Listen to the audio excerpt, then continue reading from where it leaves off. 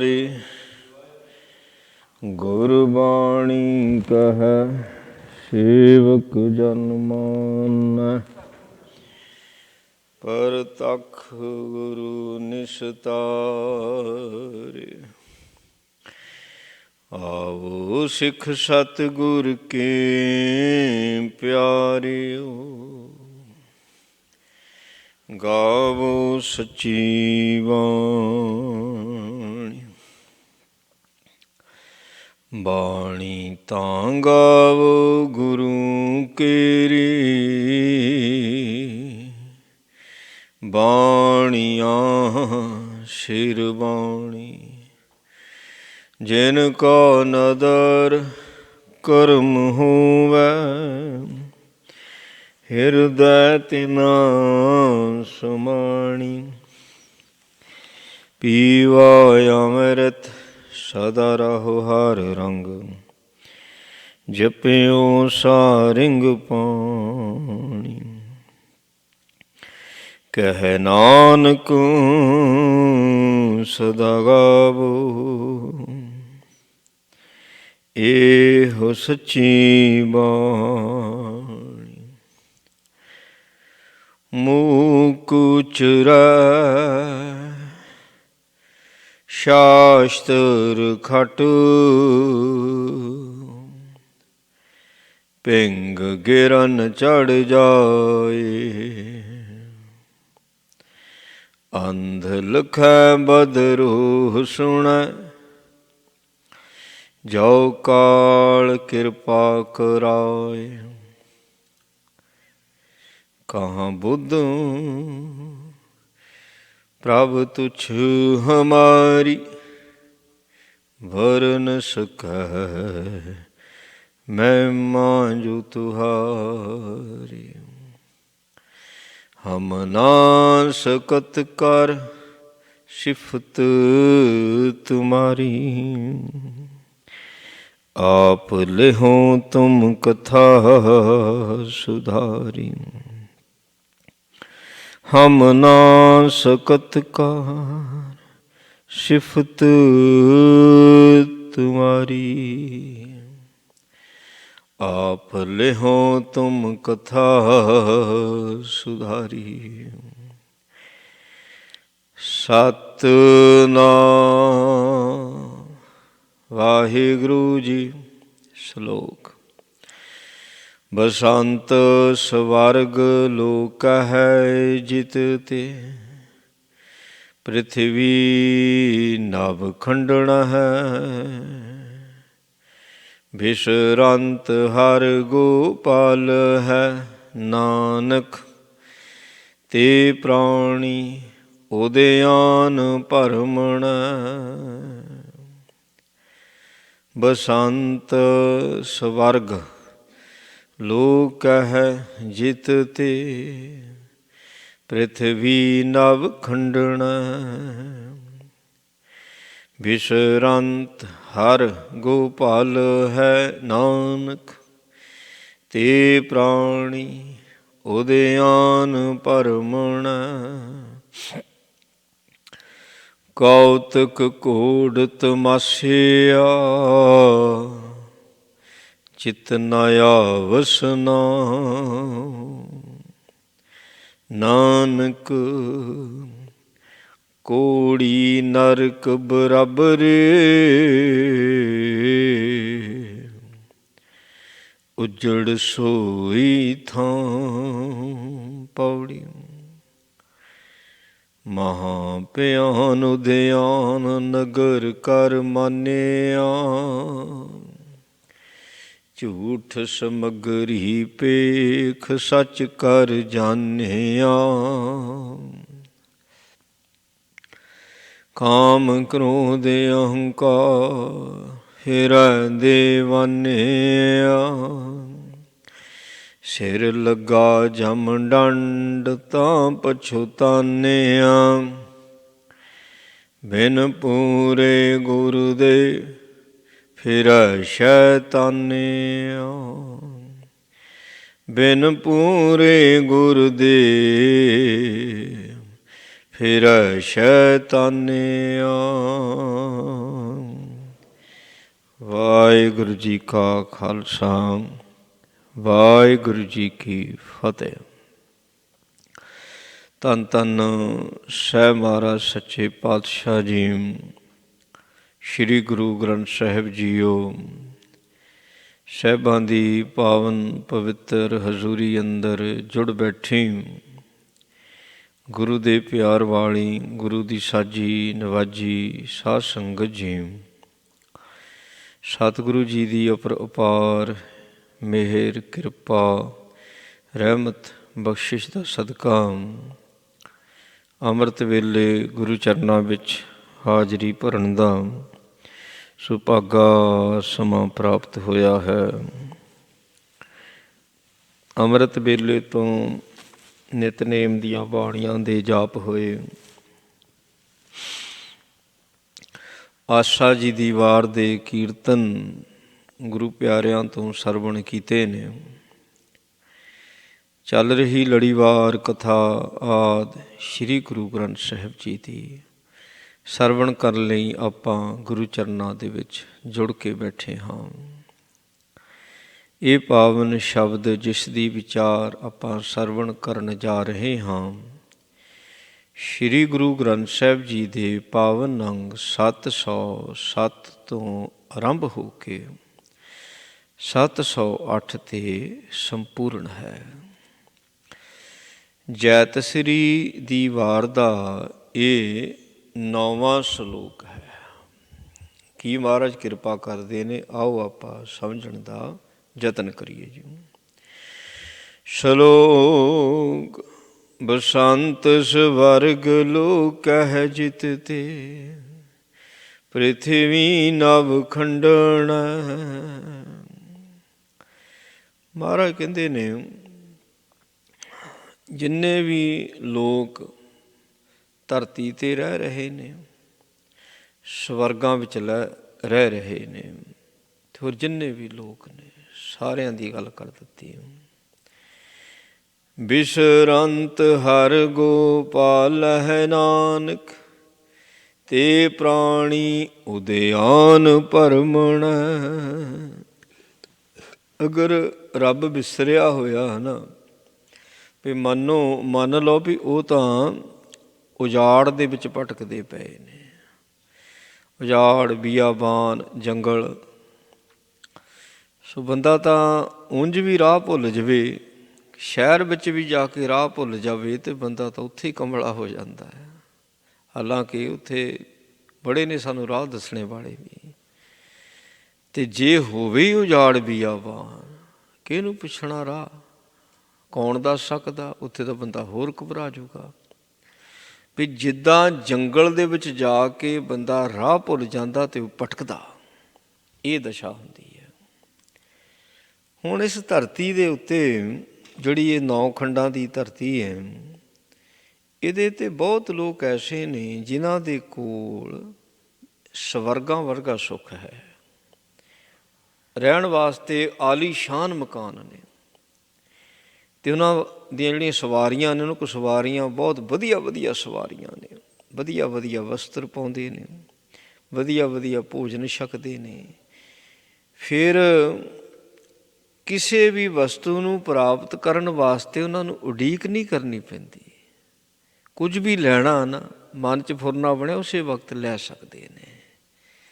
ਪਰ ਇੱਥੇ ਐਡੀ ਸਮਰੱਥਾ ਦੇ ਮਾਲਕ ਵੀ ਧਰਤੀ ਦੇ ਉੱਤੇ ਹੀ ਜਿਨ੍ਹਾਂ ਦੇ ਕੋਲ ਸਵਰਗਾਂ ਵਰਗਾ ਸੁੱਖ ਹੈ।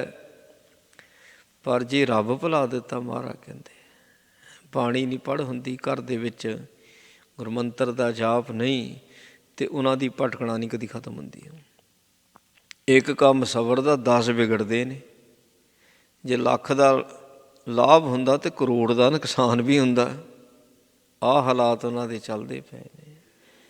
ਰਾਜਿਆਂ ਦੇ ਰਾਜ ਭਾਗ ਉੱਜੜ ਜਾਂਦੇ ਨੇ, ਜੇ ਰੱਬ ਚੇਤੇ ਨਹੀਂ ਹੈ। ਉਹਨਾਂ ਦੇ ਰਾਜ ਭਾਗ ਬਰਬਾਦ ਹੋ ਜਾਂਦੇ ਨੇ, ਤਬਾਹ ਹੋ ਜਾਂਦੇ ਨੇ। ਕਰਦਾ ਕੌਣ ਹੈ?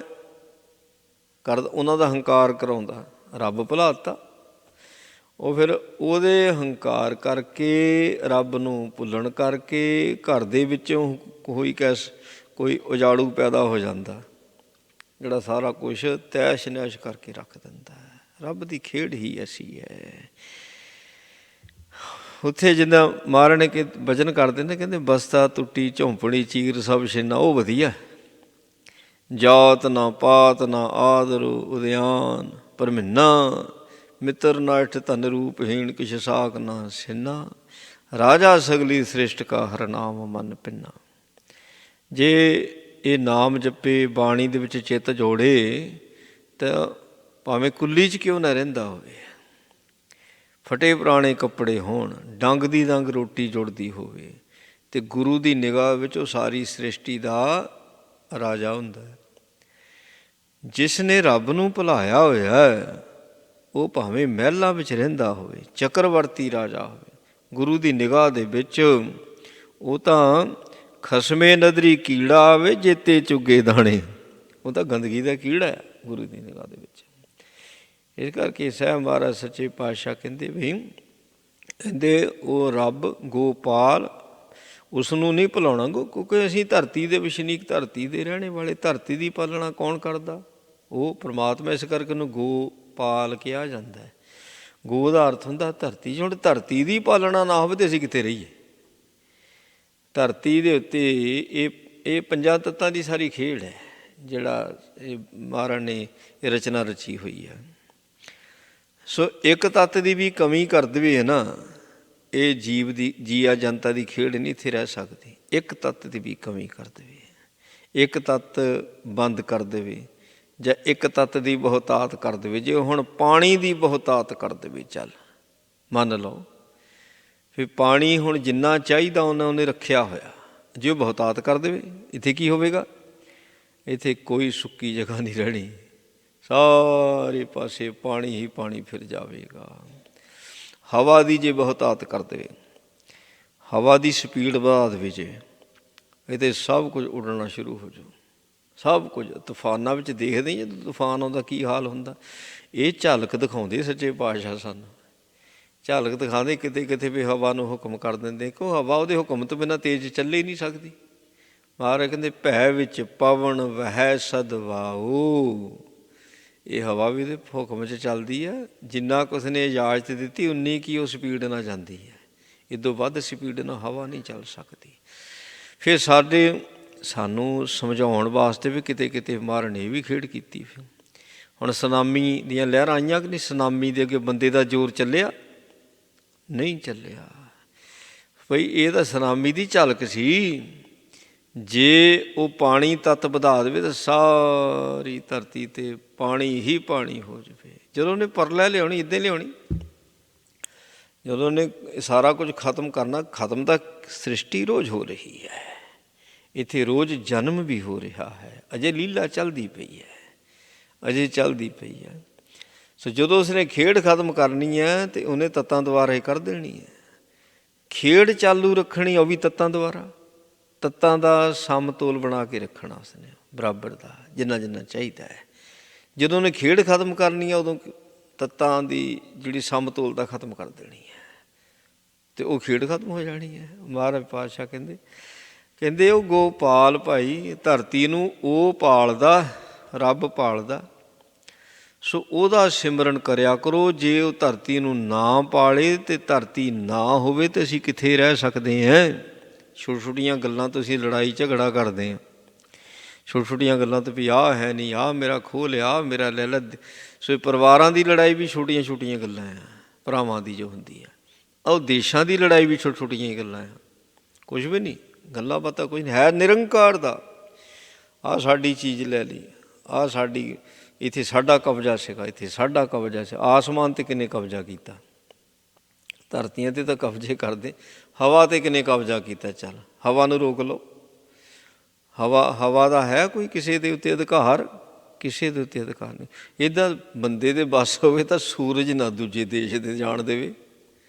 ਸੂਰਜ ਸਫ਼ਰ ਕਰਦਾ, ਜੋ ਚੀਜ਼ਾਂ ਆਕਾਸ਼ ਦੇ ਵਿੱਚ ਭ੍ਰਮਣ ਕਰਦੀਆਂ, ਪਹੁੰਚ ਹੀ ਨਹੀਂ ਬੰਦੇ ਦੀ, ਨਾ ਚੰਦ 'ਤੇ ਪਹੁੰਚ ਹੈ, ਨਾ ਸੂਰਜ 'ਤੇ ਪਹੁੰਚ ਹੈ। ਇਹ ਚੰਦ ਨੂੰ ਵੀ ਰੋਕ ਲਵੇ, ਸੂਰਜ ਨੂੰ ਵੀ ਰੋਕ ਲਵੇ, ਸਾਡੇ ਏਰੀਏ 'ਚ ਹੀ ਰਹਿਣਾ, ਪਰ ਇਹਦੀ ਪਹੁੰਚ ਨਹੀਂ ਹੈ। ਔਰ ਪਹੁੰਚ ਤਾਂ ਇਹਦੀ ਉੱਥੇ ਵੀ ਨਹੀਂ ਜਿੱਥੇ ਇਹ ਬੈਠਾ ਹੋਇਆ। ਇਸ ਧਰਤੀ 'ਤੇ ਬੈਠੇ ਹਾਂ ਆਪਾਂ, ਹੈ ਨਾ। ਸੋ ਇੱਥੋਂ ਅਸੀਂ, ਆਹ ਮਿੱਟੀ ਹੈ, ਪਾਣੀ ਹੈ, ਜੋ ਰੋਜ਼ਮਾਰੇ ਦੇ ਵਿੱਚ ਜੋ ਅਸੀਂ ਵਰਤਦੇ ਪਏ ਇਹਨਾਂ 'ਤੇ ਸਾਡੀ ਪਹੁੰਚ ਹੈ। ਅੰਨ ਅਤੇ ਜਲ, ਦੋ ਚੀਜ਼ਾਂ ਮਹਾਰਾਜ ਨੇ ਕਹਿ ਦਿੱਤੀ, ਅੰਨ ਅਤੇ ਜਲ, ਜਿਹਦੇ ਉੱਤੇ ਸਾਡੀ ਜ਼ਿੰਦਗੀ ਕਾਇਮ ਹੈ। ਸਾਡੀ ਪਹੁੰਚ ਹੈ ਇਹਦੇ 'ਤੇ? ਨਹੀਂ ਪਹੁੰਚ ਹੈ। ਸੋ ਇਹ ਵੀ ਉਹਦੇ ਹੱਥ ਵਿੱਚ ਹੈ। ਮਹਾਰਾਜ ਸੱਚੇ ਪਾਤਸ਼ਾਹ ਕਹਿੰਦੇ ਸਗਲ ਸਮੱਗਰੀ ਤੁਮਰੈ ਸੂਤਰ ਧਾਰੀ। ਤੇਰੇ ਹੁਕਮ ਦੇ ਵਿੱਚ ਸਮੱਗਰੀ ਕੀ ਹੁੰਦਾ? ਪਦਾਰਥ। ਜਿੰਨੇ ਪਦਾਰਥ ਨੇ ਤੇਰੇ ਹੁਕਮ ਦੇ ਵਿੱਚ ਨੇ। ਅਸੀਂ ਐਵੇਂ ਸਮਝ ਕੇ ਬੈਠੇ ਆਹ ਵੀ ਚੀਜ਼ ਰੱਖ ਲਈ, ਆਹ ਵੀ ਸਟੋਰ ਕਰ ਲਈ, ਆਹ ਵੀ ਸਟੋਰ ਕਰ ਲਈ, ਨਾ ਹੈ ਨਹੀਂ ਪਹੁੰਚ ਭਾਈ। ਗੋ ਪਾ, ਉਹ ਧਰਤੀ ਨੂੰ ਪਾਲਦਾ ਅਤੇ ਧਰਤੀ 'ਤੇ ਰਹਿਣੇ ਵਾਲੇ ਜੀ ਜੰਤ ਜੋ 84 ਲੱਖ ਜੂਨ ਹੈ। ਹੁਣ ਕਿਸੇ ਦੀ ਖੁਰਾਕ ਕੋਈ ਹੈ, ਕਿਸੇ ਦੀ ਖੁਰਾਕ ਕੋਈ ਹੈ। ਕਮਾਲ ਦਾ, ਸਭ ਨੂੰ ਪਾਲਦਾ। ਕੋਈ ਕੁਝ ਖਾਂਦਾ, ਕੋਈ ਕੁਝ ਖਾਂਦਾ। ਜਿਹਦੀ ਜੋ ਖੁਰਾਕ ਹੈ ਉਸਨੂੰ ਉਹ ਭੰਡਾਰਿਆਂ ਦੇ ਰੂਪ 'ਚ ਦਿੰਦਾ। ਕਿਸੇ ਜਾਨਵਰ ਦੀ ਖੁਰਾਕ ਘੱਟ ਹੋਈ ਆ, ਪਕਸ਼ੀ ਦੀ, ਜਿਹੜੇ ਮਾਸ ਖਾਣੇ ਵਾਲੇ ਨੇ ਉਹਨਾਂ ਦੀ ਖੁਰਾਕ ਨਹੀਂ ਘੱਟ, ਜਿਹੜੇ ਘਾਹ ਖਾਣੇ ਵਾਲੇ ਉਹਨਾਂ ਦੀ ਖੁਰਾਕ ਨਹੀਂ ਘੱਟ, ਜਿਹੜੇ ਦਾਣੇ ਖਾਣੇ ਵਾਲੇ ਉਹਨਾਂ ਦੀ ਖੁਰਾਕ ਨਹੀਂ ਘੱਟ, ਜਿਹੜੇ ਮਿੱਟੀ ਖਾਣੇ ਵਾਲੇ ਉਹਨਾਂ ਦੀ ਖੁਰਾਕ ਨਹੀਂ ਘੱਟ। ਕਿ ਐਸੇ ਵੀ ਹਨ ਜਿਨ੍ਹਾਂ ਦੀ ਖੁਰਾਕ ਹੀ ਹਵਾ ਹੈ। ਉਂਝ ਹਵਾ ਤਾਂ ਹਰ ਇੱਕ ਦੀ ਖੁਰਾਕ ਹੈ। ਹਵਾ ਨਾ ਹੋਵੇ ਤਾਂ ਬੰਦਾ ਦਮ ਘੁੱਟ ਕੇ ਮਰ ਜਾਵੇ। ਹਵਾ ਹਰ ਇੱਕ ਦੀ ਖੁਰਾਕ ਹੈ। ਪਰ ਕਈਆਂ ਦੀ ਹਵਾ ਤੋਂ ਬਿਨਾਂ ਖੁਰਾਕ ਹੀ ਹੋਰ ਕੋਈ ਨਹੀਂ। ਉਹ ਵੀ ਹਨ ਐਸੇ, ਉਹ ਵੀ ਉਸਨੇ ਪੈਦਾ ਕੀਤੇ ਹੋਏ ਨੇ। ਸੇ ਤੇਰੇ ਕੀਤੇ ਜਨਤਾ, ਤੇਰੇ ਤਾਂ ਸਾਰੇ ਜੀ ਜੰਤ ਉਸਨੇ ਪੈਦਾ ਕੀਤੇ ਹੋਏ ਨੇ। ਆਪਾਂ ਜੇ ਇਸ ਚੀਜ਼ ਨੂੰ ਚੰਗੀ ਤਰ੍ਹਾਂ ਸਮਝਣਾ ਹੋਵੇ ਨਾ, ਇਹਨੂੰ ਹੋਰ ਤਰੀਕੇ ਨਾਲ ਵਾਚੋ। ਇੱਕ ਟੱਬਰ ਹੈ, ਘਰ ਦੇ ਵਿੱਚ 5 ਜੀਅ ਨੇ, 7 ਜੀਅ ਨੇ, ਜਿੰਨੇ ਵੀ ਜੀਅ ਨੇ, ਅਤੇ ਜੇ ਕਿਸੇ ਦਾ ਰਾਹ ਹੋਵੇ ਮੈਂ ਤਾਂ ਵੀ ਆਹ ਚੀਜ਼ ਖਾਣੀ, ਇੱਕ ਕਹਿੰਦਾ ਮੈਂ ਆਹ ਨਹੀਂ ਖਾਣੀ, ਕਹਿੰਦਾ ਆਹ ਖਾਣੀ ਹੈ। ਸੋ ਘਰ ਵਾਲੀ ਜਿਹੜੀ ਮਾਈ ਆ ਉਹ ਕਮਲੀ ਹੋ ਜਾਂਦੀ ਹੈ। ਕਹਿੰਦੀ ਕਿਹਦੇ ਲਈ ਕੀ ਮੈਂ ਬਣਾਵਾਂ? ਤੁਹਾਡੇ ਤਾਂ ਰਾਹ ਹੀ ਸਾਰਿਆਂ ਦੇ ਵੱਖੋ ਵੱਖਰੇ ਆ। ਉਹ 84 ਲੱਖ ਜੂਨਾਂ ਦੇ ਵਿੱਚ ਅਰਬਾਂ ਖਰਬਾਂ ਹਿਸਾਬ ਦੇ ਨਾਲ ਜੀਆ ਜੰਤ ਨੇ, ਅਤੇ ਉਹ ਕਿੱਦਾਂ ਖੁਰਾਕ ਕਿਹਨੂੰ ਦਿੱਤੀ ਹੋਈ ਹੈ। ਅਤੇ ਉਹਦੇ ਤੋਂ ਵੱਧ ਕੇ ਫਿਰ ਹੋਰ ਕਿਹੜਾ ਪਾਲਣੇ ਵਾਲਾ ਹੋ ਸਕਦਾ ਜੀ। ਗੋ ਪਾ, ਉਹਨੂੰ ਕਿਉਂ ਵਿਸਾਰਦੇ ਹੋ? ਤਦੇ ਹੀ ਕਹਿਤਾ ਮਹਾਰਾਜ ਨੇ, ਬਿਸੁਰੰਤ ਹਰ ਗੋਪਾਲ ਹੈ ਨਾਨਕ ਤੋਂ ਭਾਵ ਗੁਰੂ ਅਰਜਨ ਦੇਵ ਜੀ ਕਹਿ ਰਹੇ ਨੇ। ਜਿਹੜੇ ਐਸੇ ਪ੍ਰਮਾਤਮਾ ਨੂੰ ਵਿਸਾਰ ਦਿੰਦੇ ਨੇ, ਕਹਿੰਦੇ ਉਹਨਾਂ ਦੀ ਗੱਲ ਕਰਦੇ, ਤੇ ਪ੍ਰਾਣੀ ਉਦਿਆਨ ਭਰਮਣ ਹੈ। ਬਸ ਗਵਾਚੇ ਹੀ ਰਹਿੰਦੇ ਨੇ, ਕਹਿੰਦੇ ਆਪਣੇ ਆਪ ਦੇ ਵਿੱਚ। ਉਹਨਾਂ ਨੂੰ ਖੁਦ ਨਹੀਂ ਪਤਾ ਹੁੰਦਾ ਮੈਂ ਕਰਨਾ ਕੀ ਹੈ।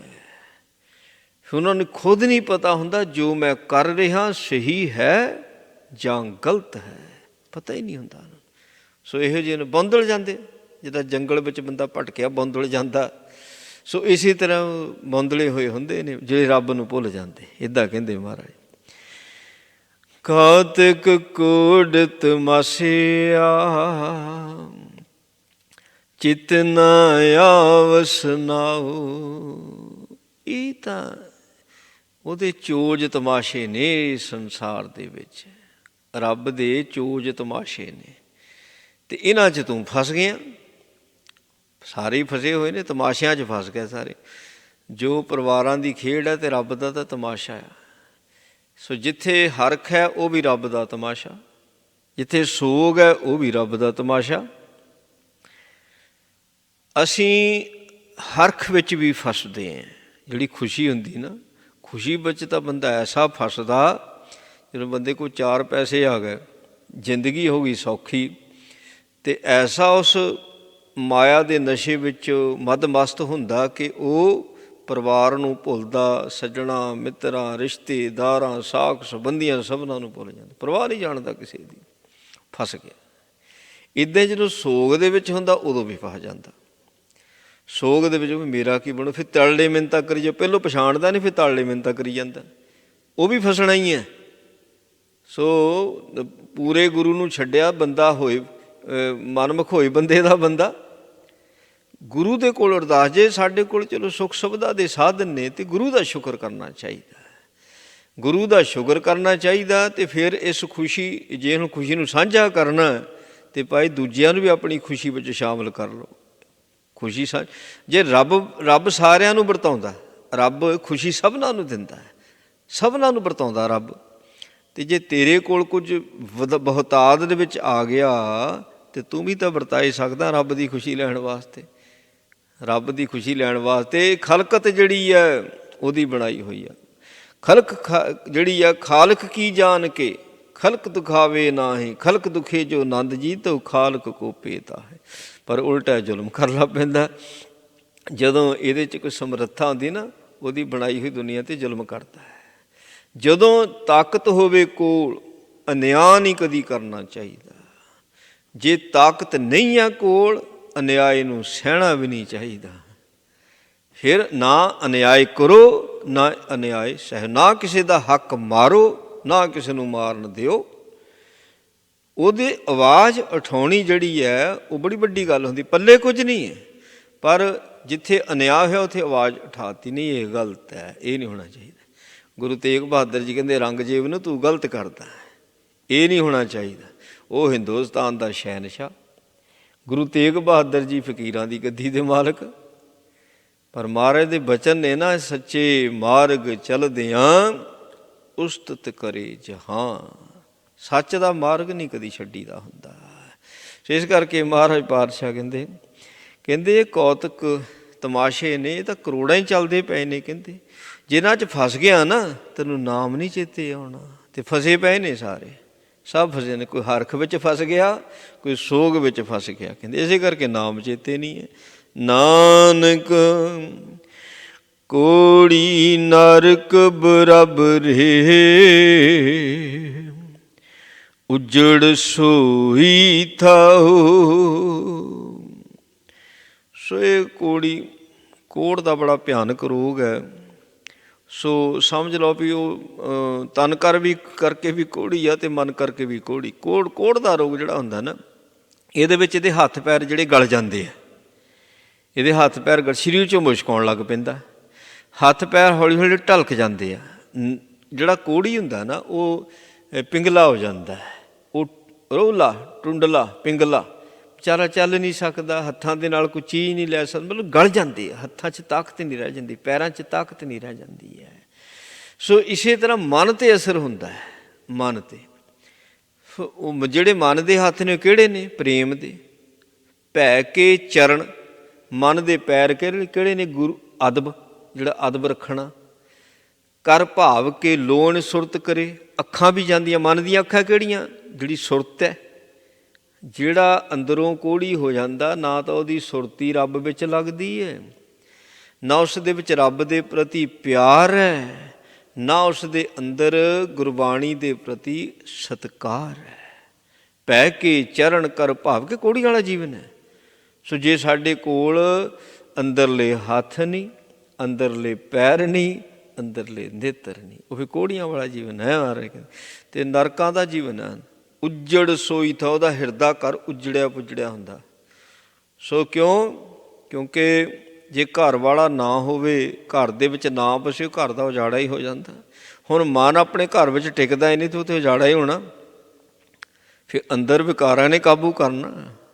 ਜਦੋਂ ਅੰਦਰ ਜਦੋਂ ਆਪ ਰਹਿੰਦਾ ਹੀ ਨਹੀਂ ਘਰ ਦੇ ਵਿੱਚ, ਅਤੇ ਉਹ ਜਿਹੜਾ ਹਿਰਦਾ ਘਰ ਜਿਹੜਾ ਆ ਉਹ ਉੱਜੜ ਜਾਂਦਾ। ਉੱਜੜ ਸੋਈ ਥਾਓ। ਸੋ ਭਾਵ ਜਿੱਥੇ ਖੁਸ਼ੀ ਨਹੀਂ ਆ, ਉਸ ਜਗ੍ਹਾ 'ਤੇ ਉਜਾੜਾ ਹੈ। ਅੰਦਰ ਜੇ ਗਮਗੀਨ ਹੈ, ਉਦਾਸੀ ਹੈ, ਹਰ ਵਕਤ ਫਿਕਰ ਨੇ, ਚਿੰਤਾ ਨੇ, ਅਤੇ ਅੰਦਰੋਂ ਉਜੜਿਆ ਪਿਆ। ਕਾਰਨ ਕੀ? ਭਾਈ ਪ੍ਰੇਮ ਨਹੀਂ ਹੈ, ਅਦਬ ਨਹੀਂ ਹੈ, ਅਤੇ ਸੁਰਤ ਨਹੀਂ ਹੈ। ਇਸ ਕਰਕੇ ਉਜੜਾ ਪੈ ਗਿਆ ਅੰਦਰ। ਲੱਗਦੇ ਪੌੜੀ ਮਹਾਂ ਪਿਆਨ ਉਦਿਆਨ ਨਗਰ ਘਰ ਮਾਨਿਆ। ਦੱਸ ਕਿੱਡਾ ਭੁਲੱਕੜ ਹੈ। ਇਸ ਭਿਆਨਕ ਜੰਗਲ ਨੂੰ ਨਗਰ ਮੰਨੀ ਜਾਂਦਾ ਹੈ। ਇਸ ਸੰਸਾਰ ਨੂੰ ਤਾਂ ਭਿਆਨਕ ਜੰਗਲ ਕਿਹਾ ਹੋਇਆ। ਰੱਬ ਦੇ ਪੈਰਾਂ ਦੇ ਭਿਆਨਕ ਜੰਗਲ ਹੈ, ਇਹਨੂੰ ਤੂੰ ਨਗਰ ਮੰਨੀ ਜਾਂਦਾ। ਇਹਨੂੰ ਤੂੰ ਵਸਦਾ ਮੰਨੀ ਜਾਂਦਾ। ਵਸਦਾ ਦੱਸੋ ਕਿਹੜਾ ਵਸਿਆ ਇੱਥੇ? ਕੋਈ ਵਸਿਆ? ਇਹ ਤਾਂ ਸਾਰੇ ਚਲੋ ਚਲੀ ਦਾ ਮੇਲਾ ਹੀ ਆ। ਕੋਈ ਆ ਰਿਹਾ, ਕੋਈ ਜਾ ਰਿਹਾ, ਇੱਥੇ ਕੋਈ ਨਹੀਂ ਵਸਦਾ। ਇਹ ਤਾਂ ਮਾਰਗ ਹੈ, ਮਾਰਗ ਹੈ। ਸੋ ਇਹਨੂੰ ਭਿਆਨਕ ਜੰਗਲ ਇਸ ਕਰਕੇ ਕਹਿ ਦਿੱਤਾ, ਇਹਦੇ ਵਿੱਚ ਜੰਗਲੀ ਜਾਨਵਰ ਨੇ, ਕਿਹੜੇ ਕਾਮ ਕ੍ਰੋਧ ਲੋਭ ਮੋਹ ਹੰਕਾਰ। ਇਸ ਕਰਕੇ ਭਿਆਨਕ ਇਹ ਜੰਗਲ ਹੈ, ਔਰ ਸਾਰੇ ਹੀ ਇਹਨਾਂ ਜੰਗਲੀ ਜਾਨਵਰਾਂ ਦਾ ਸ਼ਿਕਾਰ ਹੋਏ ਪਏ ਨੇ। ਮਹਾਂ ਭਿਆਨ ਉਦਿਆਨ, ਇਸ ਭਿਆਨਕ ਜੰਗਲ ਨੂੰ ਤੂੰ ਨਗਰ ਕਰਕੇ ਮੰਨ ਬੈਠਾ ਵੀ ਪਤਾ ਨਹੀਂ ਜਿੱਦਾਂ ਹਮੇਸ਼ਾ ਇੱਥੇ ਤੂੰ ਰਹਿਣਾ ਹੁੰਦਾ। ਝੂਠ ਸਮੱਗਰੀ ਪੇਖ ਸੱਚ ਕਰ ਜਾਣਿਆ। ਇਹ ਜਿੰਨੀ ਵੀ ਸਮੱਗਰੀ ਹੈ, ਜਿੰਨੇ ਵੀ ਪਦਾਰਥ, ਇਹਨੂੰ ਝੂਠਾ ਕਹਿ ਦਿੱਤਾ ਮਾਰ, ਐਵੇਂ ਸੱਚ ਕਰਕੇ ਮੰਨ ਗਿਆ। ਸੱਚੇ ਪਾਤਸ਼ਾਹ ਕਹਿੰਦੇ ਜਗਤ ਮੈਂ ਝੂਠੀ ਦੇਖੀ ਪ੍ਰੀਤ, ਆਪਣੇ ਹੀ ਸੁਖ ਸਿਉ ਸਭ ਲਾਗੇ, ਕਿਆ ਦਾਰਾ ਕਿਆ ਮੀਤ। ਮਹਾਰਾਜ ਨੇ ਜਿਹੜੇ ਆ ਸੰਸਾਰਕ ਰਿਸ਼ਤੇ ਨੇ ਨਾ, ਪਤੀ ਪਤਨੀ ਦਾ ਰਿਸ਼ਤਾ ਸਭ ਤੋਂ ਨੇੜਲਾ ਹੁੰਦਾ, ਅਤੇ ਜੇ ਉਸ ਪਤੀ ਪਤਨੀ ਦੇ ਪਿਆਰ ਦੇ ਵਿੱਚ ਰੱਬ ਨਹੀਂ ਹੈ ਤੇ ਸਮਝ ਲਓ ਝੂਠੀ ਪ੍ਰੀਤ ਹੈ, ਪਦਾਰਥਾਂ ਦੇ ਕਰਕੇ ਹੀ ਪ੍ਰੀਤ ਹੈ। ਘਰ ਕੀ ਨਾਰ ਬਹੁਤ ਹਿਤ ਜਾਸਿਓ, ਸਤਾ ਰਹਿਤ ਸੰਗ ਲਾਗੀ, ਜਬ ਹੀ ਹੰਸ ਤਜੀ ਏ ਕਾਇਆ, ਪ੍ਰੇਤ ਪ੍ਰੇਤ ਘਰ ਭਾਗੀ। ਸੁੱਖ ਦੇ ਮਿੱਤਰ ਨੇ ਸਾਰੇ, ਸੁੱਖ ਦੇ ਮਿੱਤਰ ਨੇ। ਇਸ ਕਰਕੇ ਸੋ ਇਹ ਸੰਸਾਰ ਦੇ ਵਿੱਚ ਵਿਚਰਨਾ ਤੇ ਇੱਕ ਜ਼ਿੰਮੇਵਾਰੀ ਹੈ, ਜ਼ਿੰਮੇਵਾਰੀ ਨਿਭਾਉਣੀ ਹੈ।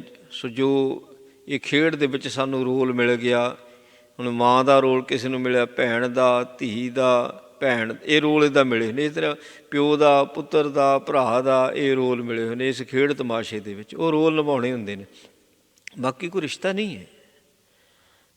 ਸੋ ਇਕੱਠੇ ਜੰਮੇ ਨਾ ਤਾਂ ਇਕੱਠੇ ਜੰਮੇ, ਨਾ ਇਕੱਠਿਆਂ ਨੇ ਮਰਨਾ।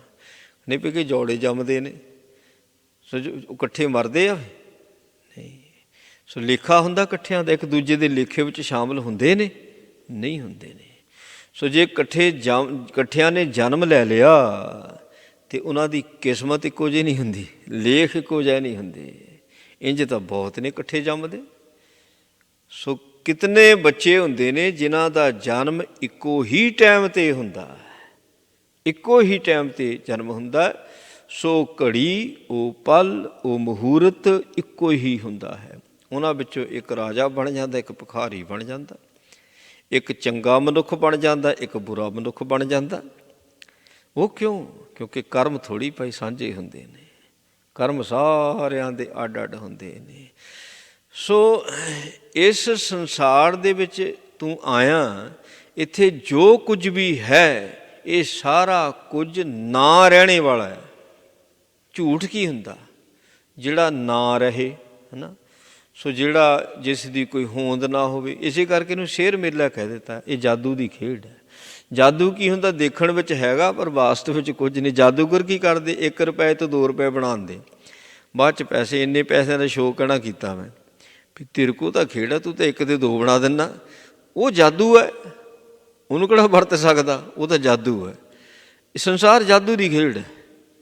ਇਹਦੇ ਵਿੱਚ ਪਿਆਰ ਵੀ ਜਾਦੂ ਹੀ ਹੈ, ਨਫ਼ਰਤ ਵੀ ਜਾਦੂ ਹੀ ਹੈ। ਨਾ ਤਾਂ ਪਿਆਰ ਰਹਿੰਦਾ, ਨਾ ਨਫ਼ਰਤ ਰਹਿੰਦੀ ਹੈ। ਨਾ ਅਮੀਰੀ ਰਹਿੰਦੀ, ਨਾ ਗਰੀਬੀ ਰਹਿੰਦੀ ਹੈ। ਨਾ ਮਾਣ ਰਹਿੰਦਾ, ਨਾ ਅਪਮਾਨ ਰਹਿੰਦਾ ਹੈ। ਇਹ ਸਭ ਕੁਝ ਚਲੋ ਚਲੀ। ਇਸ ਕਰਕੇ ਜੋ ਸਾਡੇ ਕੋਲ ਹੁਣ ਹੈ ਉਹ ਸਾਡੇ ਕੋਲ ਨਹੀਂ ਰਹੇਗਾ। ਦੱਸੋ ਰਾਤ ਰਹੀ ਕਦੀ? ਜੇ ਕਿ ਹਮੇਸ਼ਾ ਰਾਤ ਰਹੀ? ਨਹੀਂ ਰਹੀ। ਦਿਨ ਰਿਹਾ ਕਦੀ? ਨਹੀਂ ਰਿਹਾ। ਉਹ ਭਾਈ ਰੁੱਤਾਂ ਰਹੀਆਂ ਨਾ, ਰੁੱਤਾਂ ਵੀ ਨਹੀਂ ਰਹਿਣੀਆਂ। ਕਦੀ ਦੁੱਖ ਨਹੀਂ ਰਹਿੰਦਾ, ਸੁੱਖ ਆਉਂਦਾ। ਕਦੀ ਸੁੱਖ ਨਹੀਂ ਰਹਿੰਦਾ, ਦੁੱਖ ਆਉਂਦਾ। ਕਦੀ ਪਰੇਸ਼ਾਨੀ ਨਹੀਂ ਰਹਿੰਦੀ ਹੈ, ਕਦੀ ਪਰੇਸ਼ਾਨੀ। ਉਹ ਵੱਖਰੀ ਗੱਲ ਹੈ, ਪਰੇਸ਼ਾਨੀ ਵਿੱਚ ਜੀਣਾ ਔਖਾ ਹੁੰਦਾ। ਪਰੇਸ਼ਾਨੀ ਹਮੇਸ਼ਾ ਨਹੀਂ ਹੁੰਦੀ ਭਾਈ, ਸੁੱਖ ਦੀ ਘੜੀ ਵੀ ਆਉਂਦੀ ਹੈ, ਸੁੱਖ ਦਾ ਪਤਾ ਨਹੀਂ ਰਹਿੰਦਾ। ਤਦੇ ਫਿਰ ਭਗਤਾਂ ਨੂੰ ਕਹਿਣਾ ਪਿਆ, ਕਹਿੰਦੇ ਦੁੱਖ ਮੇਂ ਸਿਮਰਨ ਸਭ ਕਰੇ, ਸੁਖ ਮੈਂ ਕਰੇ ਨਾ ਕੋਏ। ਸੁਖ ਮੇਂ ਜੇ ਸਿਮਰਨ ਕਰੇ, ਦੁੱਖ ਕਾਹੇ ਕੋ ਹੋਏ। ਉਹ ਦੁੱਖ ਕਾਹੇ ਕੋਈ ਭਾਵ ਵੀ ਦੁੱਖ ਮਹਿਸੂਸ ਹੀ ਨਹੀਂ ਹੁੰਦਾ। ਦੁੱਖ ਤੰਗ ਤਾਂ ਉਦੋਂ ਕਰਦਾ ਜਦੋਂ ਦੁੱਖ ਦੁਖੀ ਕਰਦਾ ਹੈ। ਤਾਂ ਦੁੱਖ ਦਾ ਤਾਂ ਕੋਈ ਮਤਲਬ ਹੀ ਨਹੀਂ, ਕੁਛ ਨਹੀਂ ਕਰ ਸਕਦਾ ਦੁੱਖ ਵੇ। ਇਸ ਕਰਕੇ ਮਹਾਰਾਜ ਸੱਚੇ ਪਾਤਸ਼ਾਹ ਕਹਿੰਦੇ ਸਾਰੀ ਸਮੱਗਰੀ ਝੂਠੀ ਹੈ, ਸਾਰੀ ਸਮੱਗਰੀ ਝੂਠੀ ਹੈ ਸੰਸਾਰ ਦੀ। ਅਤੇ ਇਹਦੇ ਵਿੱਚ ਤੂੰ ਕਿਉਂ ਸੱਚ ਕਰਕੇ ਸਮਝ ਗਿਆ? ਇਹਨੂੰ ਸੱਚ ਕਰਕੇ ਨਾ ਮੰਨ। ਪਾਤਸ਼ਾਹ ਕਹਿੰਦੇ ਕਾਮ ਕ੍ਰੋਧ ਅਹੰਕਾਰ ਫਿਰ ਹੈ ਦੇਵਾਨਿਆ, ਮਸਤ ਹੋਏ ਫਿਰਦੇ। ਦੀਵਾਨਾ ਕਿਹਨੂੰ ਕਿਹਾ ਜਾਂਦਾ? ਸ਼ਦਾਈ ਨੂੰ ਕਿਹਾ ਜਾਂਦਾ। ਉੱਦਾਂ ਦੀਵਾਨਾ ਹੁੰਦਾ ਜਿਹੜਾ ਮਸਤ ਹੋਵੇ, ਮਸਤ ਹੋ ਜਾ। ਦੀਵਾਨੇ ਸ਼ਦਾਈ ਵੀ ਦੋ ਤਰ੍ਹਾਂ ਦੇ ਹੁੰਦੇ ਨੇ। ਇੱਕ ਰੱਬ ਦੀ ਮਸਤੀ ਦੇ ਵਿੱਚ ਸ਼ਦਾਈ ਹੋ ਜਾਂਦੇ ਨੇ, ਦੀਵਾਨੇ ਹੋ ਜਾਂਦੇ। ਜਿਵੇਂ ਗੁਰੂ ਨਾਨਕ ਪਾਤਸ਼ਾਹ ਜੀ ਨੇ ਵੀ ਆਖਿਆ ਨਾ, ਕੋਈ ਆਖੇ ਭੂਤਨਾ, ਕੋਈ ਕਹੇ ਬੇਤਾਲਾ। ਹਾਂਜੀ, ਸੋ ਗੁਰੂ ਨਾਨਕ ਪਾਤਸ਼ਾਹ ਕਹਿੰਦੇ ਪਿਆ ਦੀਵਾਨਾ ਸਾਹੂਕਾਰ ਨਾਨਕ ਵਿਚਾਰਾ। ਮੈਂ ਦੀਵਾਨਾ ਹਾਂ, ਮੈਂ ਮਸਤਾਨਾ, ਪਰ ਮੈਂ ਸੱਚੇ ਸ਼ਾਹ ਦਾ ਹਾਂ। ਉਹਦੇ ਨਾਮ ਦੀ ਮਸਤੀ ਹੈ। ਨਸ਼ਾ ਹੀ ਹੁੰਦਾ। ਜਿਹਨੇ ਸ਼ਰਾਬ ਪੀ ਲਈ ਉਹਨੇ ਨਸ਼ਾ ਚੜ੍ਹ ਗਿਆ। ਹੁਣ ਸ਼ਰਾਬ ਦਾ ਨਸ਼ਾ ਜਿਹੜਾ ਆ ਉਹਦੇ ਨਾਲ ਮੱਤ ਜਿਹੜੀ ਹੈ ਸੋ ਉਹ ਕਮਲੀ ਹੋ ਜਾਂਦੀ ਹੈ। ਆਪਣਾ ਪਰਾਇਆ ਨਾ ਪਛਾਣ ਹੀ, ਜਦੋਂ ਇੱਦਾਂ ਦੀ ਮੱਤ ਕਰ ਦਿੰਦੀ, ਖਸਮੋਂ ਧੱਕੇ ਖਾਏ। ਇੱਥੇ ਵੀ ਧੱਕੇ, ਜਦ ਆਪਣਿਆਂ ਨਾਲ ਸਲੂਕ ਹੀ ਆਪਣਿਆਂ ਵਾਲਾ ਨਹੀਂ ਕਰਨਾ ਤੇ ਘਰਦਿਆਂ ਨੇ ਫਿਰ ਉਹਨੂੰ ਘਰੋਂ ਬਾਹਰ ਹੀ ਕੱਢਣਾ। ਹੈਂ, ਸ਼ਰਾਬੀ ਹੋ ਗਏ ਤਾਂ ਹਰ ਵੇਲੇ ਇਹੀ ਕੰਮ, ਗਾਲਾਂ ਕੱਢੀ ਜਾਂਦਾ, ਉਹ ਜਾਂ ਘਰੋਂ ਬਾਹਰ ਕੱਢਦੇ। ਅਤੇ ਖਸਮੋਂ ਧੱਕੇ ਕਾ, ਦਰਗਾਹ ਵਿੱਚੋਂ ਵੀ ਧੱਕੇ ਹੀ ਉਸਨੂੰ ਪ੍ਰਾਪਤ ਹੁੰਦੇ ਨੇ। ਉਹ ਵੀ ਮਸਤ ਹੁੰਦੇ ਨੇ। ਅਤੇ ਇੱਕ ਮਸਤੀ ਹੁੰਦੀ ਨਾਮ ਦੀ, ਗੁਰਬਾਣੀ ਦੀ। ਉਹ ਮਸਤੀ ਜਿਹੜੀ ਹੈ, ਨਾਮ ਖੁਮਾਰੀ ਨਾਨਕਾ ਚੜ੍ਹੀ ਰਹੇ ਦਿਨ ਰਾਤ। ਸੋ ਗੁਰਬਾਣੀ ਦਾ ਤਾਂ ਸ਼ਬਦ ਨਹੀਂ, ਪਰ ਇਤਿਹਾਸ ਵਿੱਚ ਸ਼ਬਦ ਆਉਂਦਾ। ਇਹ ਜਿਹੜੀ ਕਥਾ ਨਾ ਸੂਰਜ ਪ੍ਰਕਾਸ਼ ਦੇ ਵਿੱਚ ਵੀ ਸ਼ਬਦ ਆਉਂਦਾ, ਨਾਮ ਖੁਮਾਰੀ ਨਾਨਕਾ ਚੜ੍ਹੀ ਰਹੇ ਦਿਨ ਰਾਤ। ਭੰਗ, ਅਫੀਮ, ਪੋਸਤ, ਮਦ, ਇਹ ਜਿਹੜੇ ਨਸ਼ੇ ਨੇ, ਉਤਰ ਜਾਏ ਪ੍ਰਭਾਤ, ਇਹ ਥੋੜ੍ਹਾ ਚਿਰ ਨਸ਼ਾ ਰਹਿੰਦਾ ਹੈ। ਨਾਮ ਖੁਮਾਰੀ ਨਾਨਕਾ ਚੜ੍ਹੀ ਰਹੇ ਦਿਨ ਰਾਤ, ਇਹ ਨਸ਼ਾ ਨਹੀਂ ਕਦੇ ਉਤਰਦਾ। ਇਸ ਨਸ਼ੇ ਦਾ ਵੀ ਦੀਵਾਨਾ ਹੁੰਦਾ। ਇੱਕ ਉਹ ਨੇ ਜਿਨ੍ਹਾਂ ਨੂੰ ਦੁਨਿਆਵੀ ਨਸ਼ਾ ਚੜ੍ਹ ਗਿਆ, ਮਾਇਆ ਦਾ ਨਸ਼ਾ, ਦੌਲਤ ਬਹੁਤ ਹੈ। ਫਿਰ ਪਰਿਵਾਰ ਦਾ ਨਸ਼ਾ, ਹਾਂਜੀ, ਟੱਬਰ ਵਾਲਾ, ਬੰਦਿਆਂ ਦਾ ਨਸ਼ਾ, ਪਛਾਣ ਬੜੀ ਆ। ਇਹ ਵੀ ਸਰੀਰ ਦਾ ਨਸ਼ਾ, ਸਰੀਰ 'ਚ ਤਾਕਤ ਬੜੀ ਹੈ। ਬੁੱਧੀ ਦਾ ਨਸ਼ਾ, ਮੇਰੇ ਵਰਗਾ ਸਿਆਣਾ ਹੀ ਕੋਈ ਨਹੀਂ ਹੈ, ਬੁੱਧੀ ਦਾ ਨਸ਼ਾ। ਅਤੇ ਇਹ ਨਸ਼ੇ ਜਿਹੜੇ ਨੇ ਨਾ, ਸੋ ਇਹਦੇ ਵਿੱਚ ਜਿਹੜਾ ਆ ਗਿਆ, ਇਹ ਹੰਕਾਰ ਪੈਦਾ ਕਰਦਾ। ਸੱਚੇ ਪਾਤਸ਼ਾਹ ਕਹਿੰਦੇ ਅਸਲ ਦੇ ਵਿੱਚ ਜਿਨ੍ਹਾਂ ਨੂੰ ਇਹ ਨਸ਼ਾ ਹੋ ਜਾਂਦਾ ਉਹਨਾਂ ਨੂੰ ਮਹਾਰਾਜ ਨੇ ਸ਼ਦਾਈ ਕਹਿ ਦਿੱਤਾ।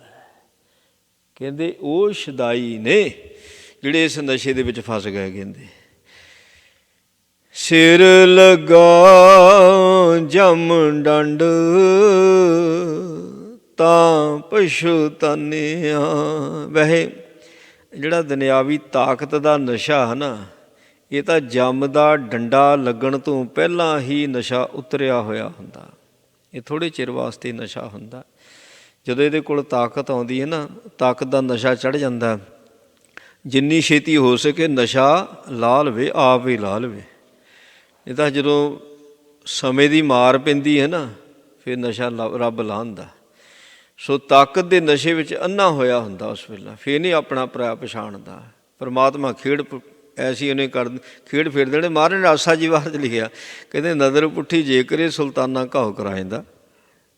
ਉਸ ਵੇਲੇ ਕਹਿੰਦੇ ਸ਼ਾਹਜਹਾਨ ਦੇ ਮਨ ਵਿੱਚ ਇਹ ਤਰਕ ਆਈ ਸੀ ਵੀ ਇੱਕ ਸੁਲਤਾਨ ਜਿਹੜਾ ਆ ਸੋ ਉਹ ਕਿਵੇਂ ਘਾਹ ਚਰ ਸਕਦਾ ਪਸ਼ੂਆਂ ਵਾਂਗੂ।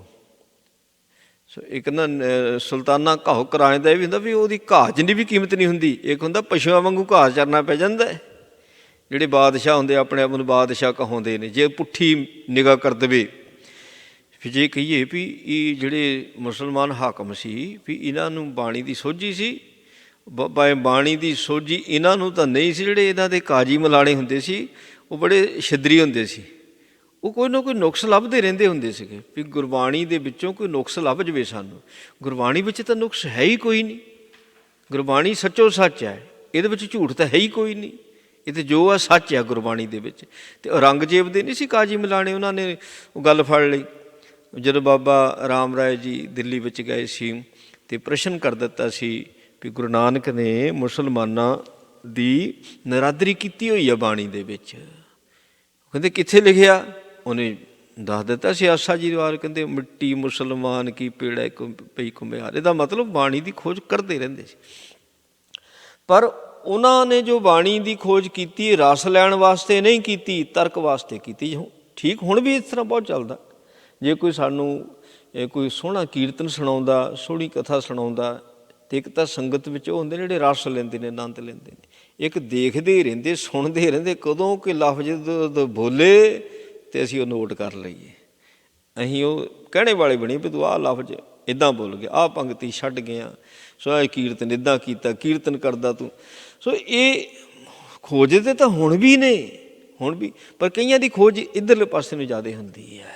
ਸੋ ਇੱਥੇ ਹੁਣ ਮਹਾਰਾਜ ਸੱਚੇ ਪਾਤਸ਼ਾਹ ਜੋ ਸਾਨੂੰ ਸਮੱਤ ਦਿੰਦੇ ਨੇ, ਕਹਿੰਦੇ ਭਾਈ ਜਦੋਂ ਕੋਲ ਤਾਕਤ ਹੈ ਨਾ, ਉਹਦੇ ਹੰਕਾਰ ਵਿੱਚ ਨਹੀਂ ਆਉਣਾ। ਫਿਰ ਆ ਕਾਮ, ਕ੍ਰੋਧ, ਅਹੰਕਾਰ, ਇਹ ਵੀ ਵਿਕਾਰਾਂ ਦੀ ਗੱਲ ਕਰ ਦਿੱਤੀ ਹੈ। ਇਹਦੇ ਵਿੱਚ ਫਸ ਗਿਆ ਬੰਦਾ, ਸ਼ਦਾਈ ਹੋ ਗਿਆ। ਇਹ ਕਦੋਂ ਜਾਗਦਾ? ਕਹਿੰਦੇ ਜਦੋਂ ਸਿਰ ਲੱਗਾ ਜਮ ਡੰਡ। ਹੁਣ ਜਦੋਂ ਜਮ ਆਉਂਦਾ, ਉਹ ਆਣ ਕੇ ਸਿਰ 'ਤੇ ਡੰਡਾ ਮਾਰਦਾ। ਕਬੀਰ ਸਾਹਿਬ ਨੇ ਵੀ ਇਸ ਗੱਲ ਦੀ ਪੁਸ਼ਟੀ ਕੀਤੀ ਹੈ।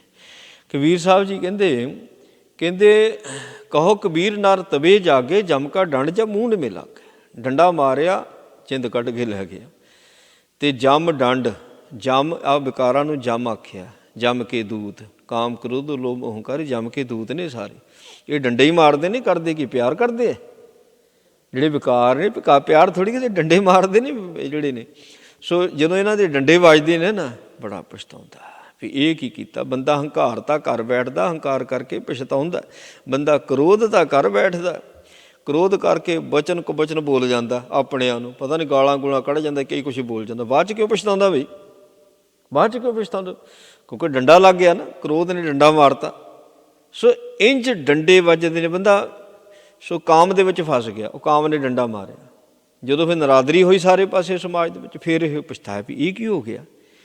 ਇਹ ਵਿਕਾਰ ਹੀ ਤਾਂ ਡੰਡੇ ਮਾਰਦੇ ਨੇ ਇਹਨੂੰ, ਮੈਨੂੰ ਸਮਝ ਨਹੀਂ ਲੱਗਦੀ। ਫਿਰ ਵੀ ਇਹ ਵਿਕਾਰਾਂ ਦੇ ਵਿੱਚ ਫਸਿਆ ਰਹਿੰਦਾ। ਮਹਾਰਾਜ ਕਹਿੰਦੇ ਬਿਨ ਪੂਰੇ ਗੁਰ ਦੇ ਫਿਰੈ ਸ਼ੈਤਾਨਿਆ। ਮਹਾਰਾਜ ਕਹਿੰਦੇ ਇਹਦੇ ਵੀ ਬਸ ਨਹੀਂ। ਗਿਆਨ ਤਾਂ ਗੁਰੂ ਨੇ ਦੇਣਾ ਸੀ, ਸੋਝੀ ਤਾਂ ਸਤਿਗੁਰਾਂ ਨੇ ਦੇਣੀ ਸੀ। ਸੋ ਪੂਰੇ ਸਤਿਗੁਰਾਂ ਤੋਂ ਬਿਨਾਂ ਸੋਝੀ ਨਹੀਂ ਪ੍ਰਾਪਤ ਹੋਈ। ਸੋਝੀ ਨਹੀਂ ਪ੍ਰਾਪਤ ਹੋਈ, ਕੰਮ ਗਲਤ ਕੀਤੇ, ਪੁੱਠੇ ਸਿੱਧੇ ਕੀਤੇ ਕੰਮ। ਸੋ ਜੇ ਗੁਰੂ ਦੇ ਨਾਲ ਸੰਪਰਕ ਬਣਾਉਂਦਾ, ਗੁਰੂ ਤੋਂ ਸੋਝੀ ਲੈਂਦਾ, ਗੁਰਬਾਣੀ ਦੀ ਖੋਜ ਵਿੱਚ ਲੱਗਾ ਰਹਿੰਦਾ ਹਰ ਵਕਤ, ਅਤੇ ਫਿਰ ਇਹਦਾ ਰਾਹ ਵੀ ਸਹੀ ਰਹਿਣਾ। ਰੁਕਾਵਟ ਪੈ ਗਈ ਨਾ ਮੂਹਰੇ, ਪਤਾ ਲੱਗ ਗਿਆ ਵੀ ਮੈਂ ਗਲਤ ਹੈ, ਪਤਾ ਲੱਗ ਗਿਆ ਮੈਨੂੰ ਆਹ ਨਹੀਂ ਸੀ ਕਹਿਣਾ ਚਾਹੀਦਾ, ਮੈਨੂੰ ਇੱਧਰ ਨਹੀਂ ਸੀ ਜਾਣਾ ਚਾਹੀਦਾ। ਗੁਰਬਾਣੀ ਉਹੀ ਦੱਸਦੀ ਹੈ। ਗੁਰਬਾਣੀ ਇਹੀ ਕਹਿੰਦੀ ਨਾ ਵੀ ਆਹ ਕਰਨਾ, ਆਹ ਨਹੀਂ ਕਰਨਾ, ਆਹ ਲੈਣਾ, ਆਹ ਨਹੀਂ ਲੈਣਾ, ਆਹ ਬੋਲਣਾ, ਆਹ ਨਹੀਂ ਬੋਲਣਾ। ਗੁਰਬਾਣੀ ਸਭ ਕੁਝ ਦੱਸਦੀ ਹੈ। ਜੇ ਖੋਜ ਕਰਾਂਗੇ ਤਾਂ ਪਤਾ ਲੱਗੂ, ਜੇ ਖੋਜ ਹੀ ਨਾ ਕਰਾਂਗੇ ਫਿਰ ਮਨ ਦੀ ਮਰਜ਼ੀ ਚੱਲਣੀ ਹੈ। ਜੇ ਗੁਰਬਾਣੀ ਦੀ ਖੋਜ ਕਰਾਂਗੇ ਫਿਰ ਗੁਰੂ ਦੀ ਮਰਜ਼ੀ ਚੱਲਣੀ ਹੈ। ਬਸ ਇੱਥੇ ਆਣ ਕੇ ਸੋ ਇਹਦਾ ਦੁੱਖ ਸੁੱਖ ਦਾ ਇੱਥੋਂ ਆਣ ਕੇ ਫਰਕ ਪੈ ਜਾਂਦਾ ਹੈ। ਮਹਾਰਾਜ ਸੱਚੇ ਪਾਤਸ਼ਾਹ ਜੀ ਨੇ ਕਿਰਪਾ ਕੀਤੀ, ਕਹਿੰਦੇ ਭਾਈ ਗੁਰਬਾਣੀ ਦਾ ਗਿਆਨ ਲਵੋ, ਨਹੀਂ ਤਾਂ ਮਨ ਪਹਿਲੋਂ ਵੀ ਸ਼ੈਤਾਨ ਆ ਅਤੇ ਇਹਨੇ ਹੋਰ ਸ਼ੈਤਾਨ ਹੋ ਜਾਣਾ। ਫਿਰ ਇਹ ਸ਼ੈਤਾਨ ਜਿੱਦਾਂ ਸ਼ੈਤਾਨ ਘੁੰਮਦਾ ਨਾ, ਇਸੇ ਤਰ੍ਹਾਂ ਹੀ ਤੇਰਾ ਸੰਸਾਰ ਦਾ ਜੀਵਨ ਹੋਵੇਗਾ ਜੇ ਤੂੰ ਗੁਰਬਾਣੀ ਦਾ ਗਿਆਨ ਨਹੀਂ ਪ੍ਰਾਪਤ ਕਰੇਗਾ। ਗੁਰੂ ਕਿਰਪਾ ਕਰੇ, ਭੁੱਲਾਂ ਦੀ ਖਿਮਾ ਜੀ। ਇਹ ਉਪਦੇਸ਼ ਹਿਰਦਿਆਂ ਵਿੱਚ ਵਸੇ। ਸੋ ਆਓ ਆਨੰਦ ਸਾਹਿਬ ਦਾ ਹੁਣ ਪਾਠ ਕਰੀਏ ਜੀ। ਰਾਮ ਕਲੀ ਮਹੱਲਾ ਤੀਜਾ। ਆਨੰਦ ਇੱਕ ਓਂਕਾਰ ਸਤਿਗੁਰੂ ਪ੍ਰਸਾਦ। ਆਨੰਦ ਭਿਆ ਮੇਰੀ ਮਾਏ, ਸਤਿਗੁਰੂ ਮੈਂ ਪਾਇਆ। ਸਤਿਗੁਰ ਤਾਂ ਪਾਇਆ ਸਹਿ ਛੇਤੀ, ਮਨ ਵਜੀਆਂ ਵਧਾਈਆਂ। ਰਾਗ ਰਤਨ ਪਰਵਾਰ ਬਰੀਆਂ, ਸ਼ਬਦ ਗਾਵਣ ਆਈਆਂ। ਸ਼ਬਦੋ ਤਾਂ ਗਾਵੋ ਹਰੀ ਖੇਰਾ, ਮਨ ਜਿਨੀ ਵਸਾਇਆ। ਕਹੇ ਨਾਨਕ ਆਨੰਦ ਹੋਆ, ਸਤਿਗੁਰੂ ਮੈਂ ਪਾਇਆ। ਏ ਮਨ ਮੇਰਿਆ ਤੂੰ ਸਦਾ ਰਹੂੰ ਹਰ ਨਾਲੇ, ਹਰ ਨਾਲ ਰਾਂ ਤੂੰ ਮਨ ਮੇਰੇ। ਦੁੱਖ ਸਭ ਵਿਸਾਰਣਾ, ਅੰਗੀਕਾਰੋ ਕਰੇ ਤੇਰਾ ਘਰ ਸਭ ਸਵਾਰਣਾ। ਸਭਨਾ ਗੱਲਾਂ ਸਮਰਾ ਸੁਆਮੀ, ਸੋਖਿਓ ਮਨੋ ਵਿਸਾਰੇ। ਕਹਿ ਨਾਨਕ ਮਨ ਮੇਰੇ ਸਦਾ ਰਹੋ ਹਰ ਨਾਲੇ। ਸਾਚੇ ਸਾਹਿਬਾ ਕਿਆ ਨਾਹੀ ਕਰ ਤੇਰੇ, ਕਰਤਾ ਤੇਰੇ ਸਭ ਕੁਛ ਹੈ ਜਿਸ ਦੇ ਸੋ ਪਾਵੇਂ। ਸਦਾ ਸਿਵ ਸਲਾਹ ਤੇਰੀ, ਨਾਮ ਮਨ ਵਸਾਵੇ। ਨਾਮ ਜਿਨ ਕੈ ਮਨ ਵਸਿਆ, ਵਾਜੇ ਸ਼ਬਦ ਕਨੇਰੇ। ਕਹਿ ਨਾਨਕ ਸੱਚੇ ਸਾਹਿਬ ਕਿਆ ਨਾਹੀ ਕਰ ਤੇਰੇ। ਸਾਚਾ ਨਾਮ ਮੇਰਾ ਆਧਾਰ, ਸਾਚ ਨਾਮ ਉਧਾਰ ਮੇਰਾ। ਜਿਨ ਭੁੱਖਾਂ ਸਭ ਗਵਾਈਆਂ, ਕਰ ਸ਼ਾਂਤ ਸੁਖ ਮਨੈ ਵਸਿਆ। ਜਿਨ ਇੱਛਾ ਸਭ ਪੁਜਾਈਆਂ, ਸਦਾ ਕੁਰਬਾਨ ਕੀਤਾ ਗੁਰ ਵਿਠੋਂ ਜਿਸ ਦੀਆਂ ਵਡਿਆਈਆਂ। ਕਹਿ ਨਾਨਕ ਸੁਣੋ ਸੰਤੋ ਸ਼ਬਦ ਧਰੋ ਪਿਆਰੋ। ਸਾਚਾ ਨਾਮ ਮੇਰਾ ਆਧਾਰ, ਵਾਜੇ ਪੰਜ ਸ਼ਬਦ ਤਿਤ ਕਰ ਸੁਭਾਗੇ। ਕਰ ਸੁਭਾਗੇ ਸ਼ਬਦ ਵਾਜੇ, ਕਾਲਾ ਜਿਤ ਕਰ ਧਾਰੀਆ। ਪੰਚ ਦੂਤ ਤਵਸ ਕੀਤੇ, ਕਾਲ ਕੰਠਕ ਮਾਰਿਆ। ਤੁਰ ਕਰਮ ਪਾਇਆ ਤੁਰ ਜਿਨ ਕੋ ਸੇ ਨਾਮ ਹਰ ਕੇ ਲਾਗੇ ਕਹੇ ਨਾਨਕ ਤੈਸ ਕਹੋ ਅਤਿਤ ਕਰਨ ਹੰਦ ਵਾਜੇ ਨ ਸੁਣੋ ਬੜ ਭਾਗੀਏ ਸਗਲ ਮਨੋਰਥ ਪੂਰੇ ਪਾਰ ਬ੍ਰਹਮ ਪ੍ਰਪਾਇਆ ਉਤਰੇ ਸਗਲ ਵਿਸੂਰੇ ਦੁਹਰੋ ਸੰਤਾਪ ਉਤਰੇ ਸੁਣੀ ਸੱਚੀ ਬਾਣੀ ਸੰਤ ਸਾਜਨ ਭਏ ਸਰਸੇ ਪੂਰੇ ਗੁਰ ਤੇ ਜਾਣੀ ਸੁਣ ਤੇ ਪਨੀਤ ਕਹਿ ਤੇ ਪਵਿੱਤ ਸਤ ਗੁਰ ਹਾ ਭਰਪੂਰੇ ਬਿਨਵੰਤ ਨਾਨਕ ਗੁਰ ਚਰਨ ਲਾਗੇ ਵਾਜੇ ਅਨਹਦ ਤੂਰੇ ਸੁਣ ਤੇ ਪਨੀਤ ਕਹਿ ਤੇ ਪਵਿੱਤ ਸਤ ਗੁਰ ਰਹਾ ਭਰਪੂਰੇ ਬਿਨਵੰਤ ਨਾਨਕ ਗੁਰ ਚਰਨ ਲਾਗੇ ਵਾਜੇ ਅਨਹਦ ਤੂਰੇ। ਵਾਹਿਗੁਰੂ ਜੀ ਕਾ ਖਾਲਸਾ ਵਾਹਿਗੁਰੂ ਜੀ ਕੀ ਫਤਿਹ। ਤੂੰ ਠਾਕੁਰ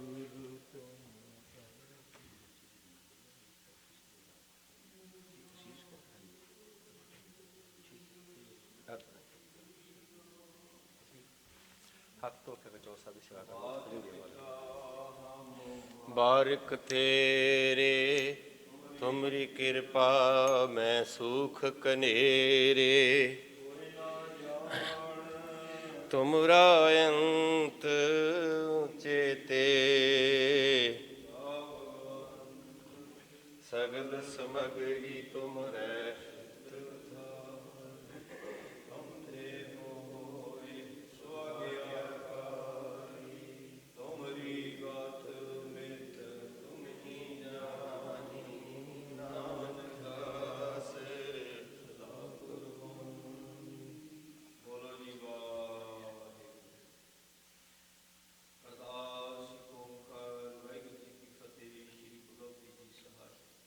ਵਾਹਿਗੁਰੂ ਜੀ ਕੀ ਫਤਿਹ।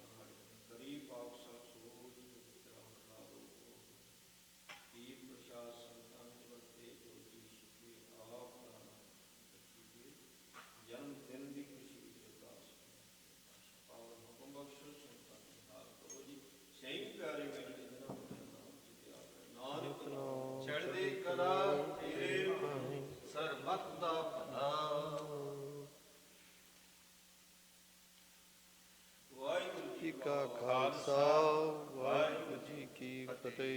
ਦੁਰਾਗਿਆ ਭਈਆ ਕਾਲ ਕੀ ਤਵੀ ਚਲਾਇਓ ਪੰਥ ਸਿੱਖਨ ਕੋ ਹੁਕਮ ਹੈ ਗੁਰੂ ਮਾਨਿਓ ਗ੍ਰੰਥ ਗ੍ਰੰਥ ਜੀ ਮਾਨਿਓ ਪ੍ਰਗਟ ਗੁਰਾਂ ਕੀ ਦੇ ਪ੍ਰਭ ਕੋਮਲ ਹੋ ਚਾਹੈ ਖੋਜ ਸ਼ਬਦ ਮੈਂ ਲੈ ਰਾਜ ਕਰੀ ਕਾ ਖਾਲਸਾ ਆਖੀ ਰਹੇ ਨ ਕੋਏ ਸਭ ਮਿਲਣਗੇ ਬਚੇ ਚਰਨ ਜੋ ਹੋਏ ਗੁਰੂ ਨਾਮ ਜਹਾਜ ਹੈ ਖੜੇ ਸੋ ਤਰੇ ਪਾਰ ਦਾ ਕਰ ਸੀਮੰਦੇ ਗੁਰ ਪਾਰ ਤਾਰਨ ਹਾਰ ਰਾਜਾ ਕੇ ਹਾਥ ਮੈਂ ਕਲਗੀ ਸੋ ਹੈ ਸੀਸ ਹਮਰੀ ਰਛਿਆ ਕਰੀ ਗੁਰ ਕਲਗੀ ਧਰ ਜਗਦੀਸ਼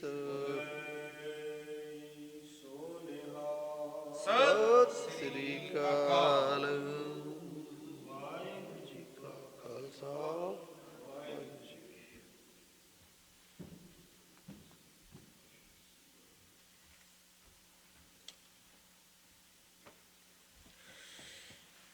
ਸਤਨਾਮ ਸ਼੍ਰੀ ਵਾਹਿਗੁਰੂ ਜੀ। ਪੁੱਤਾ ਮਾਤਾ ਕੀ ਆਸੀਸ ਨਿਮਖ ਨ ਬਿਸਰੋ ਤੁਮ ਕੋ ਹਰ ਹਰ ਸਦਾ ਭਜੋ ਜਗਦੀਸ਼। ਤੁਮ ਦਾਤੇ ਠਾਕੁਰ ਪ੍ਰਿਤਪਾਲਕ ਨਾਇਕ ਖਸਮ ਹਮਾਰੀ ਨਿਮਖ ਨਿਮਖ ਤੁਮ ਹੀ ਪ੍ਰਤਪਾਲੋ ਹਮ ਬਾਰਿਕ ਤੁਮਰੇ ਤਾਰੇ ਸੋ ਕਹੁ ਟਲ ਗੁਰ ਸੇਵੀਐ ਅਹਨਸ ਸਹਿਜ ਸੁਭਾਏ ਦਰਸ਼ਨ ਪ੍ਰਸਿਐ ਗੁਰੂ ਕਾ ਜਨਮ ਮਰਨ ਦੁਖ ਜਾਇ ਹੋਵੈ ਸਿਫਤ ਖਸਮ ਦੀ ਨੂਰੇ ਅਰਸੋਂ ਕੁਰਸੋਂ ਚਟਿਆ ਤੁਧ ਡਿਠੇ ਸੱਚੇ ਪਾਤਸ਼ਾਹ ਮਲ ਜਨਮ ਜਨਮ ਦੀ ਕਟਿਆ। ਧਨਾਸਰੀ ਮਹੱਲਾ ਤੀਜਾ ਘਰ ਦੂਜਾ ਚੌਪ ਦੇ ਇੱਕ ਓੰਕਾਰ ਸਤਿਗੁਰ ਪ੍ਰਸਾਦ। ਇਹ ਧਨ ਅਖੁੱਟ ਨਾ ਨਿਖੁਟੈ ਨਾ ਜਾਏ ਪੂਰਾ ਸਤਿਗੁਰ ਦੀਆ ਦਿਖਾਏ। ਇਹ ਧਨ ਅਖੁੱਟ ਨਾ ਨਿਖੁਟੈ ਨਾ ਜਾਏ ਪੂਰਾ ਸਤਿਗੁਰ ਦੀਆ ਦਿਖਾਏ। ਆਪਣੇ ਸਤਿਗੁਰ ਕੋ ਸਦ ਬਲ ਜਾਈ ਗੁਰ ਕਿਰਪਾ ਤੇ ਹਰ ਮਨ ਵਸਾਈ। ਸੇ ਧਨਵੰਤ ਹਰ ਨਾਮ ਲਿਵ ਲਾਏ ਗੁਰਪੂਰੈ ਹਰ ਧਨ ਪ੍ਰਗਾਸਿਆ ਹਰ ਕਿਰਪਾ ਤੇ ਵਸੈ ਮਨ ਆਏ ਰਹਾ। ਅਵਗੁਣ ਕਾਟ ਗੁਣ ਹਿਰਦੈ ਸਮਾਏ ਪੂਰੇ ਗੁਰ ਕੈ ਸਹਿਜ ਸੁਭਾਏ। ਪੂਰੇ ਗੁਰ ਕੀ ਸਾਚੀ ਬਾਣੀ ਸੁਖ ਮਨ ਅੰਤਰ ਸਹਿਜ ਸਮਾਣੀ। ਏਕ ਅਚਰਜ ਜਨ ਦੇਖੋ ਭਾਈ ਦੁਬਿਧਾ ਮਾਰ ਹਰ ਮਨ ਵਸਾਈ। ਨਾਮ ਅਮੋਲਕ ਨਾ ਪਾਇਆ ਜਾਏ ਗੁਰ ਪ੍ਰਸਾਦ ਵਸੈ ਮਨ ਆਏ। ਸਭ ਮੈਂ ਵਸੈ ਪ੍ਰਭ ਏਕੋ ਸੋਏ ਗੁਰਮਤੀ ਘਟ ਪ੍ਰਗਟ ਹੋਏ। ਸਹਿਜੇ ਜਿਨ ਪ੍ਰਭ ਜਾਣ ਪਛਾਣਿਆ ਨਾਨਕ ਨਾਮ ਮਿਲੈ ਮਨ ਮਾਨਿਆ। ਸਹਿਜੇ ਜਿਨ ਪ੍ਰਭ ਜਾਣ ਪਛਾਣਿਆ ਨਾਨਕ ਨਾਮ ਮਿਲੈ ਮਨ ਮਾਨਿਆ।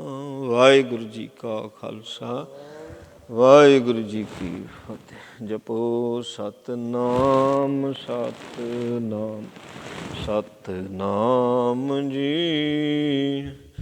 ਵਾਹਿਗੁਰੂ ਵਾਹਿਗੁਰੂ ਵਾਹਿਗੁਰੂ ਜੀ। ਜਪੋ ਸਤਿਨਾਮ ਸਤਿਨਾਮ ਸਤਿਨਾਮ ਜੀ। ਵਾਹਿਗੁਰੂ ਵਾਹਿਗੁਰੂ ਵਾਹਿਗੁਰੂ ਜੀ। ਜਪੋ ਸਤਿਨਾਮ ਸਤਿਨਾਮ ਸਤਨਾਮ ਜੀ। ਵਾਹਿਗੁਰੂ ਵਾਹਿਗੁਰੂ ਵਾਹਿਗੁਰੂ ਜੀ। ਜਪੋ ਸਤਨਾਮ ਸਤਨਾਮ ਸਤਨਾਮ ਜੀ। ਵਾਹਿਗੁਰੂ ਵਾਹਿਗੁਰੂ ਵਾਹਿਗੁਰੂ ਜੀ। ਵਾਹਿਗੁਰੂ ਜੀ ਕਾ ਖਾਲਸਾ ਵਾਹਿਗੁਰੂ ਜੀ ਕੀ ਫਤਿਹ।